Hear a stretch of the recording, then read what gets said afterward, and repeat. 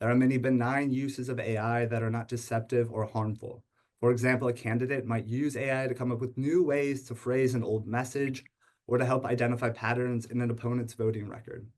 AI can be a creative tool in the editing process to brighten colors or lighten blemishes without affecting the underlying content.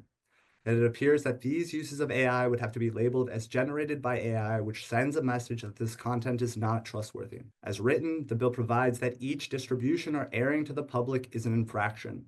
The specter of large fines will chill and discourage core First Amendment speech. AI generated fake media in political ads is making the problem much worse, and I think poses a clear risk to our elections.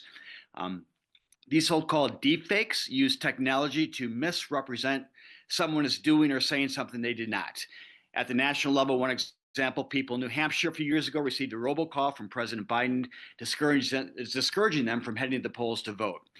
It's critical that the state of Illinois do what we can to ensure that AI is not deployed to undermine the public's trust through this disinformation, especially in today's political climate. Creators of political content that includes material deceptive media should have an obligation, we believe, to provide clear disclosures.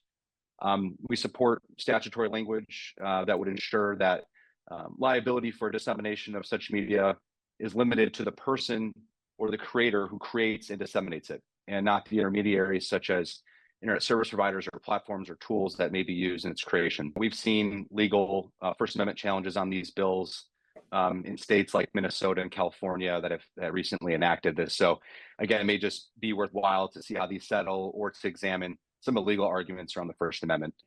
We're all starting to use AI to write a little better, make our pictures a little better, maybe younger, skinnier, whatever, but it is happening. So where is that fine line?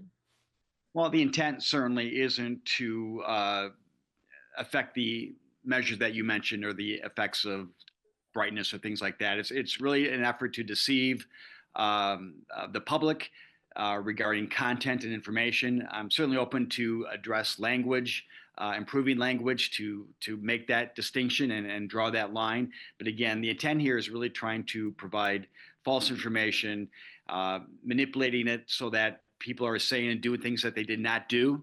I think it's pretty clear as far as what the intent is and what we're trying to address here. And it's not simply superficial alterations to the video or the audio.